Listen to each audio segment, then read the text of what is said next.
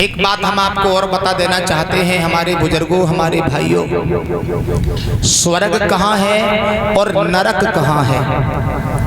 नरक और स्वर्ग के कहीं पंडाल नहीं लगे हैं परीक्षित जी, यहीं पर नरक है और यहीं पर स्वर्ग है। तो जरा ध्यान दें, 4 लक्षण नरक के हैं। जिन भक्तों में ये लक्षण हो तो वो लक्षण त्याग दें जरूर। कौन से लक्षण हैं तो जरा गौर करें सभी लोग, बड़े ध्यान से सुनेंगे।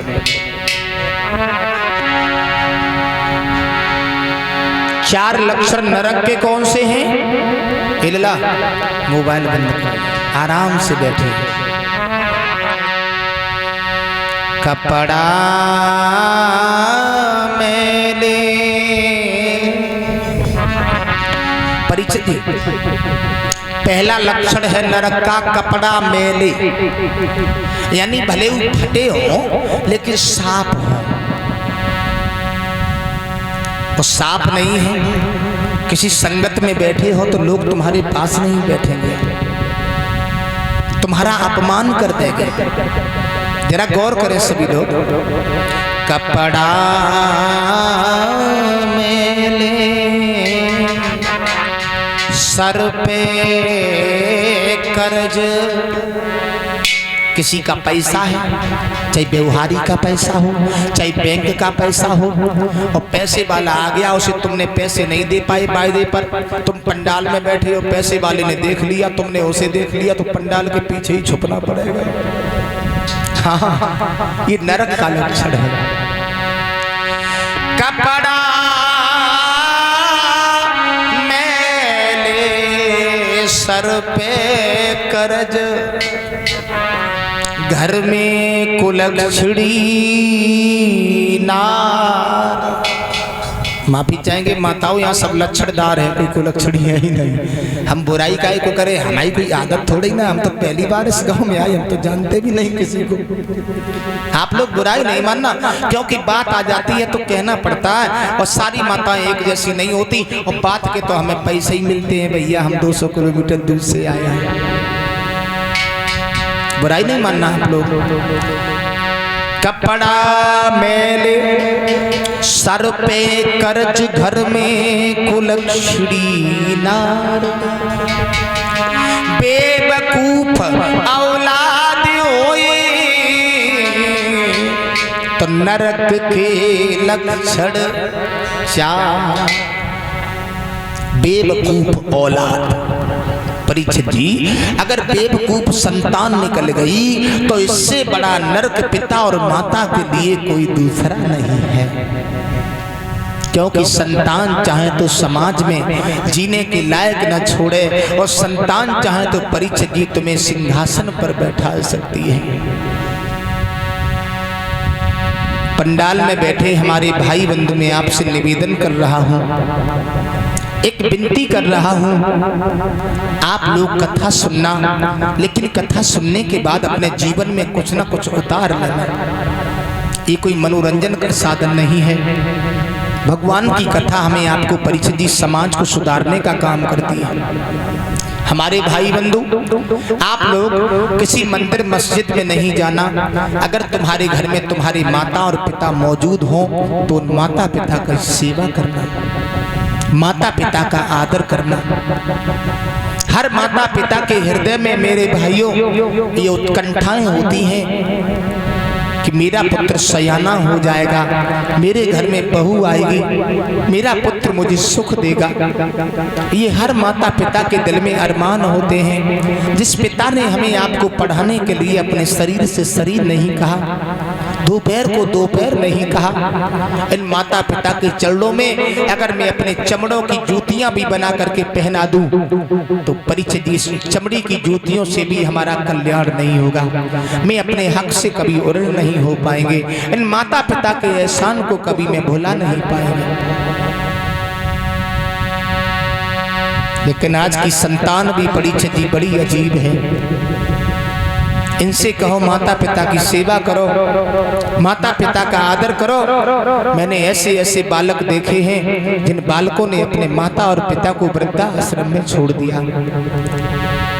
जो माता और पिता एक दूसरे के मुखार बिंद से देख रहे हैं, जिनके घर में परिचय जी लड़का कलेक्टर है, एसडीएम है, उनके माता पिता एक वृद्धा आश्रम में अपना जीवन गुजार रहे हैं। इसीलिए ही आपको पैदा किया था, इसीलिए आपको पढ़ा लिखा के बड़ा किया था। एक सत्य घटना में आपको बता रहा हूँ। एक पिता के परिचय जी 3 पुत्र हुए। पिता के धर्म से पुत्र आगे बढ़ते चले गए, धनवान हो गए, लेकिन पिताजी को लकवा मार गया, मुंह टेढ़ा हो गया, बोलने में असमर्थ हो गए, चलने में असमर्थ हो गए। तो पिता ने, परीक्षित जी अपनी जिंदगी को जिंदगी नहीं कहा था, वो पिता का शरीर काम करना बंद कर देता है। तीनों लड़कों ने सलाह बनाई है कि भैया हम तुम घूमने को चलते हैं विदेश। एक लड़का बोला पिताजी का क्या होगा? बोले पिताजी का कुछ नहीं, एक नौकर कर दो, 3 महीने तक हम तुम लौट आएंगे। महाराज बोले 3 महीने तक हम तुम वापस आ जाएंगे। तो परिचय जी उन तीनों बालकों ने एक नौकर कर दिया, पूरा मकान बंद कर दिया माताओं। एक कमरे की चाबी उस नौकर को दे दी जिसमें पिता रह रहे हैं। धीरे धीरे समय का पहिया आगे बढ़ा। उस नौकर ने सुबह चाय बनाई, सोचने लगा चलो पिताजी के लिए ब्रेड ले आऊं। तो ब्रेड लेने को चला, दिमाग में झटका लगा, ये बोल भी नहीं पाते हैं, चल भी नहीं पाते हैं, चलो आगे से गेट बंद करके ताला लगा देते हैं, नहीं कुछ ले जाएगा कोई। तो परिचय जी उसने ताला मारा, चाबी जेब में डाली, बाजार में मार्केट में परिचय जी ब्रेड लेने को गया, रोड क्रॉस कर रहा था, रोड क्रॉस कर रहा था, गाड़ी आई, एक्सीडेंट हो गया, उसका प्राणांत हो गया। चाबी जेब में है, तीनों लड़का अपनी बहुओं को लेके विदेश चले गए। उस वृद्ध पिता का परिचय जी बेहाल हो गया, तड़प तड़प करके 3 महीने तक उसी कमरे में परिचय जी शरीर गलने लगा। तीनों बालक जब लौट के आते हैं तो क्या देखा, बदबू आ रही है। गेट तोड़ा गया, अंदर गए तो आत्मा ने आवाज लगाई है, मूर्खों मेरे शरीर से हाथ नहीं लगाना। जिंदा पर तुमने मुझे सुख नहीं दे पाया, लेकिन मरने के बाद तुमने शमशान तक भी मुझे नहीं पहुंचा पाया। भाइयों, जिस पिता की बद्दुआ निकल जाती हैं, जिस पिता के मुखार बिंद से परिचित बद्दुआ निकलती हैं, वो पुत्र जीवन में कभी सुखी नहीं रहता। ये हमारी कथा जो है परिचित जी शिक्षा देती है। मेरा क्षेत्र बड़ा पावन क्षेत्र है, ये ईटा क्षेत्र। एक नहीं हजारों कथाएं होती हैं।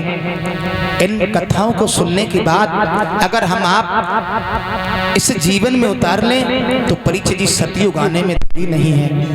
मैं सभी सज्जनों से निवेदन करना चाहूंगा, 4 लक्षण नरक के हैं और 4 लक्षण स्वर्ग के हैं। कौन कौन है? नाज पुराना घी नया, नाज पुराना घी नया, घर में सुशीला समझदार औलाद होए तो स्वर्ग के लक्षण 4।